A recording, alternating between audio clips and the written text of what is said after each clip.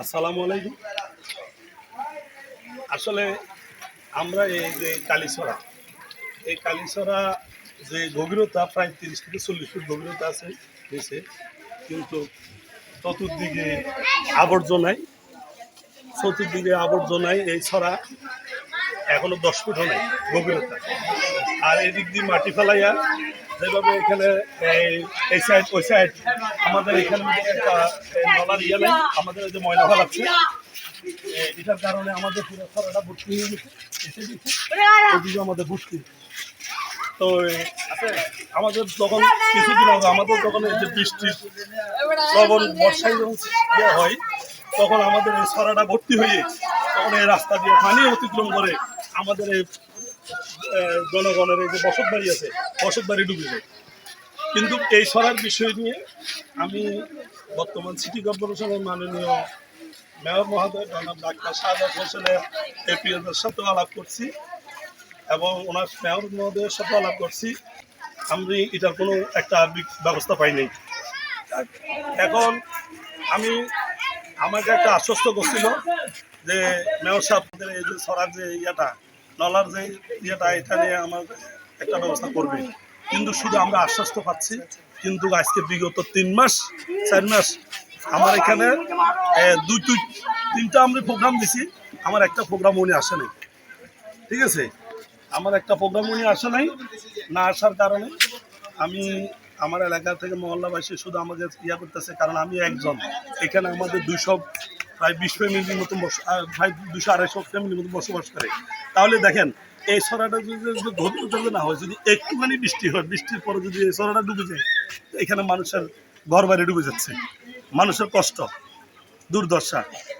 আসেন, এই যে সন্ধ্যাবেলায় এই যে এখন একটু সন্ধ্যা হয়েছে না, এখানে আমাদের সড়ক বাতি নেই, আপনি দেখতেছেন একটা সড়ক বাতি নেই। এই সড়ক বাতির ব্যাপারে আমরা একটা করছি, অবগত করছি, আমাদেরকে তাও আশ্বস্ত করছে, আমরা কোনো একটা প্রতি উত্তর পাইনি।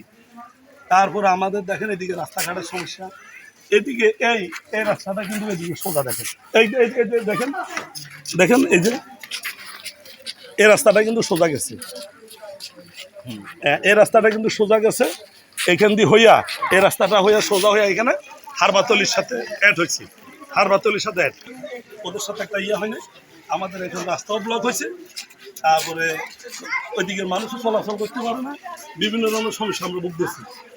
আমার একটা আকুল আবেদন থাকবে যে আপনি অন্তত পক্ষে মাননীয় মেয়র মহোদয়ের কাছে যাতে আমাদের এই জিনিসটা করলে আমাদের এই জলবদ্ধতা যাতে একটা হয়। কিছুদিন আগেও মনে করেন একটা বড় হালিশর বড় বলে নালার একটা সমস্যার কারণে একটা ছোটো বাচ্চা পড়ে, যে বাচ্চাটা আর বাঁচাতে পারে নাই। তাহলে আমাদের এখানে ছোটো বাচ্চারা এখানে আমরা ভিত্তির উপরে বসবাস করি, আমাদের এই নলার উপরে পরিস্থিতি দেখতেছেন। এখানে দেখতেছেন যে এই যে অবস্থা, এখানে একটা যে সরাসরি যে পায়খানার ময়লাটা, এভাবে কি মানুষ দুর্গন্ধ বসবাস করতে পারে? তাহলে এই নলাটা পরিষ্কার করার দরকার আছে না?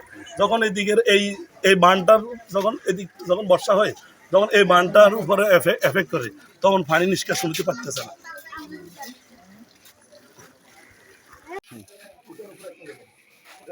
আমরা আসলে আমাদের এই এলাকা হলো আকবরশা থানা অন্তর্ভুক্ত শাহমানত হাউজিং সোসাইটি বিশ্বকরণী, আমাদের পাশে। এই সাইড হলো যে এটা হলো যে আমরা নলার এই পাশে হলো শাহমানত হাউজিং সোসাইটি, এই পাশে হলো যে বিশ্বকরণী আবাসিক এলাকা। তাহলে মনে করেন এই যে দেখেন এভাবে এই জলাবদ্ধন আছে, ঠিক আছে। এই কালীছড়া নিয়ে বারবার দফায় আমরা অবজেকশন দিছি, হ্যাঁ, আমরা লিখিত অভিযোগ দিছি, আমরা মেয়রের কাছে দফায় লিখেছি, কিন্তু এখানে মনে করো আমরা মেয়র থেকে আমরা কোনো একটা সাড়া পাইনি। আমরা একটা সাড়া পাইতে হবে, আমাদের এখানে এক্সপোর্ট আসতে হবে, সিটি কর্পোরেশন থেকে লোক পাঠাইতে হবে, সরজমিনে এটা দেখতে হবে, দেখার পরে এভাবে কি কেউ বসবাস করতে পারে বলে? পুরোবর্তী না, এখানে মানুষের চাষাবাদ করতেছে, এখানে মানুষের চাষাবাদ করে। তাহলে এখানে যদি চাষাবাদ করে, তাহলে মনে করেন এখন এটা কি ছড়া নাকি জমি? পরিচয় হলো আমি শাহমানত হাউজিং সোসাইটির একজন বাসিন্দা, পাশাপাশি চট্টগ্রাম মহানগর প্রশাসনের আওতাধীন আমি আকবরশা থানা বাংলাদেশ জাতীয়তাবাদী সামাজিক সংস্থা এর সম্মানিত সভাপতি হিসাবে আছি। আপনাদের দোয়ায় আমি আশা করব আমার এই সামনে আরও দেখেন, আরও একটু দাম এইটা এটা না কিন্তু আমাদের রাস্তাটা কিন্তু